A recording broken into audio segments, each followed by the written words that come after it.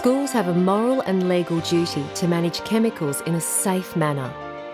Chemical accidents can be serious and life-threatening, so we need to take particular care in a school environment. Each school stores chemicals in different areas, so you will need to identify these areas first. Chemicals that pose a safety risk can be classified as being either a hazardous substance or a dangerous good. Hazardous substances have the potential to harm human health over a short or long-term basis. They come in a variety of forms and can be identified by labels and code words. Sadly, many people overlook the health effects of chemicals that can build up in their bodies over years or decades from regular exposure to a substance.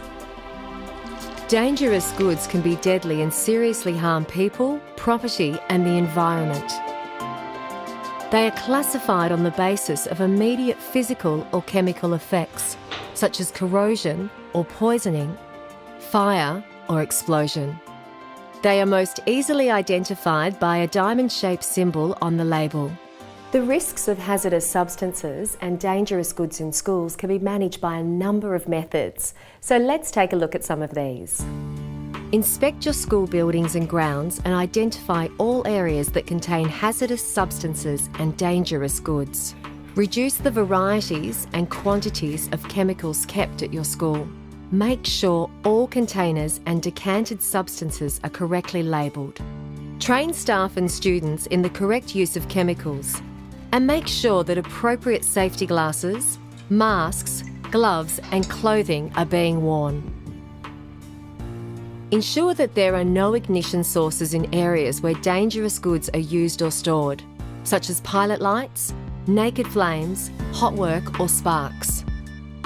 Regularly inspect and service filters and exhaust ventilation fans in areas such as school laboratories. Do not dispose of chemicals in septic sewerage systems, sinks, rubbish bins or stormwater drains as required by the Environment Protection Act. The best way to reduce the risk with chemicals is to purchase safer chemicals in the first place. You can assess this by reading safety data sheets, which are also known traditionally as Material Safety Data Sheets or MSDS. These are available from the supplier, or you can download them from the manufacturer's website. It is a legal requirement to have safety data sheets for all chemicals kept at your school. They must be readily available in the areas where particular chemicals are used and less than 5 years old. In case of emergencies, safety data sheets for every chemical kept at the school must also be available in a central location, such as the school reception.